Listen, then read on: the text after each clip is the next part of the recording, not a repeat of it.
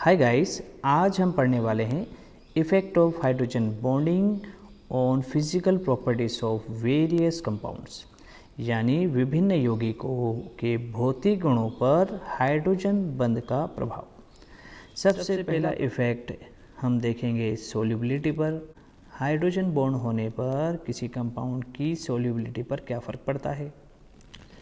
हम जानते हैं जो नॉन पोलर कंपाउंड्स होते हैं वो पोलर कंपाउंड्स में सॉल्युबल नहीं होते हैं, लेकिन ये पॉसिबल हो सकता है हाइड्रोजन बॉन्ड के कारण।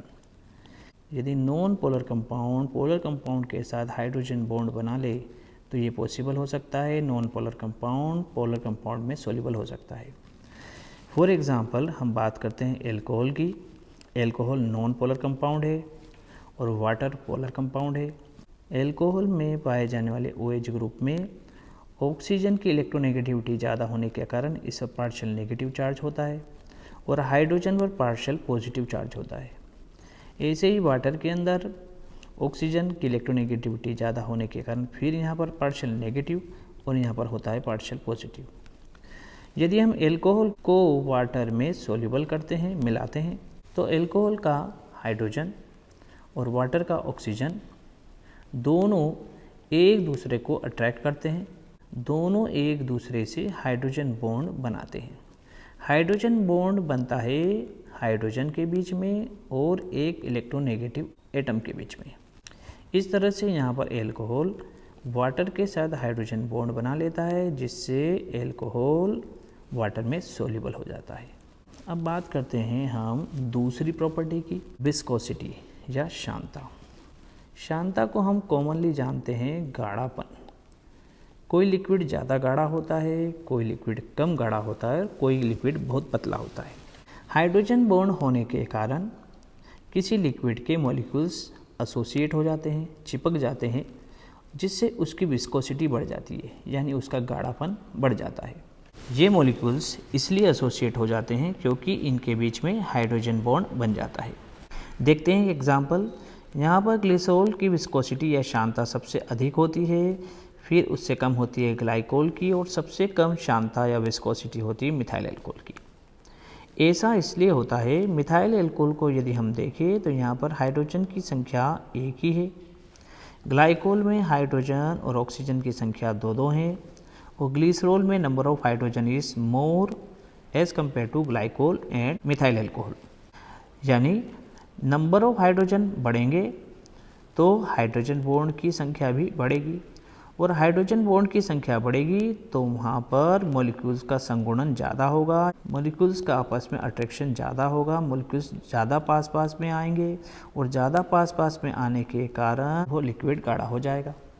इसलिए ग्लिसरॉल, जिसे हम कॉमनली जानते हैं ग्लिसरीन के नाम से, ग्लिसरीन हम यूज़ करते हैं। ग्लिसरीन गाढ़ा इसी कारण से होता है क्योंकि वहाँ पर हाइड्रोजन बॉन्ड की संख्या ज़्यादा होती है और सबसे कम हाइड्रोजन बॉन्ड होते हैं मिथाइल अल्कोहल में। अब बात करते हैं सरफेस टेंशन की, जिसे बोला जाता है पृष्ठ तनाव। किसी लिक्विड का सरफेस टेंशन हाइड्रोजन बॉन्ड पर डिपेंड करता है, यानी किसी लिक्विड में जितने ज़्यादा हाइड्रोजन बॉन्ड होंगे उसका सरफेस टेंशन भी उतना ही ज़्यादा होगा। बात करते हैं फोर्थ फिजिकल प्रॉपर्टीज़ की, melting point and boiling point, गलनांक एवं क्वथनांक।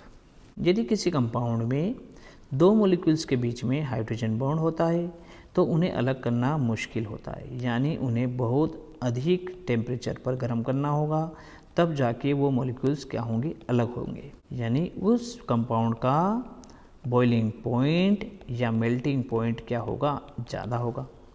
फॉर एग्जांपल, एक एग्जांपल से हम समझते हैं, H2O यानी वाटर का बॉइलिंग पॉइंट HF से ज़्यादा होता है और HF का बॉइलिंग पॉइंट NH3 से ज़्यादा होता है। सबसे पहले हम कंपेयर करेंगे H2O और HF को।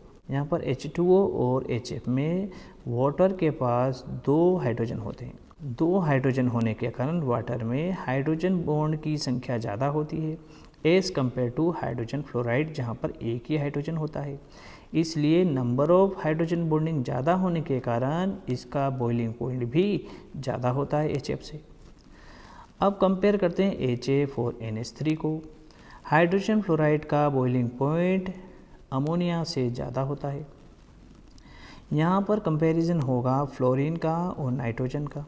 यहाँ पर HF में फ्लोरीन की इलेक्ट्रोनेगेटिविटी ज़्यादा होती है नाइट्रोजन से। इलेक्ट्रोनेगेटिविटी ज़्यादा होने के कारण हाइड्रोजन फ्लोराइड में स्ट्रॉन्ग हाइड्रोजन बॉन्ड बनता है एज़ कंपेयर टू अमोनिया। अब बात आती है इंट्रामोलिकुलर हाइड्रोजन बॉन्ड की। ऐसे हाइड्रोजन बॉन्ड जो मॉलिक्यूल के भीतर ही बनते हैं, अंदर ही बनते हैं। यदि किसी मॉलिक्यूल के अंदर ही हाइड्रोजन बॉन्ड बन रहा है तो उसका MPBP लो होगा। फॉर एग्ज़ाम्पल हम बात करते हैं ऑर्थोनाइट्रोफिनॉल की। यहाँ ऑर्थोनाइट्रोफिनॉल का एक ही मॉलिक्यूल बनाया है। ऑर्थोनाइट्रोफिनॉल में हाइड्रोजन और नाइट्रो ग्रुप का ऑक्सीजन, इन दोनों के बीच में यहाँ पर हाइड्रोजन बॉन्डिंग हो जाती है। यह हाइड्रोजन बॉन्डिंग एक ही मॉलिक्यूल के अंदर हुई है। ऐसी स्थिति में इन कंपाउंड्स में दो मॉलिक्यूल्स के बीच में हाइड्रोजन बॉन्ड नहीं बन पाता है, और दो मॉलिक्यूल्स के बीच में हाइड्रोजन बॉन्ड नहीं बनता है तो इनके बीच में कोई अट्रैक्शन नहीं होता है, यानी these molecules are free to move, ये आसानी से अलग किए जा सकते हैं। इसलिए ऐसे कंपाउंड जिनमें इंट्रामोलिकुलर हाइड्रोजन बॉन्डिंग होती है उनका MP और BP लो होता है, मेल्टिंग पॉइंट और बॉइलिंग पॉइंट लो होता है। अब बात करते हैं भौतिक अवस्था की, फिजिकल स्टेट। हम जानते हैं एग्ज़ाम में पूछा जाता है H2O is liquid but H2S is gas. H2O liquid इसलिए होता है क्योंकि उसके मॉलिक्यूल्स के बीच में हाइड्रोजन बॉन्डिंग होती है। वाटर के हाइड्रोजन और वाटर के ऑक्सीजन के बीच में हाइड्रोजन बॉन्डिंग होने के कारण इसके मॉलिक्यूल्स पास पास में होते हैं, और पास पास में होने के कारण ये एक दूसरे से जुड़े होते हैं, और जुड़े होने के कारण ये होता है लिक्विड। लेकिन बात करते हैं H2S की। H2S में होता है सल्फ़र, और ऑक्सीजन की इलेक्ट्रोनेगेटिविटी सल्फ़र से ज़्यादा होती है। ऑक्सीजन का साइज भी छोटा होता है और सल्फ़र का साइज भी बड़ा होता है। इसलिए यहाँ पर H2S और H2S मॉलिक्यूल्स के बीच में कोई हाइड्रोजन बॉन्ड बनता नहीं है, क्योंकि सल्फ़र के एटम का साइज बड़ा होने के कारण ये हाइड्रोजन के एटम के साथ हाइड्रोजन बॉन्डिंग नहीं कर सकता। इसलिए these molecules are free to move, इसलिए हाइड्रोजन सल्फाइड गैस होता है। तो गाइस हमने देखा डिफरेंट कंपाउंड्स की फिजिकल प्रॉपर्टीज़ पर हाइड्रोजन बॉन्ड के प्रभाव को। Thanks for watching this video. Thanks a lot.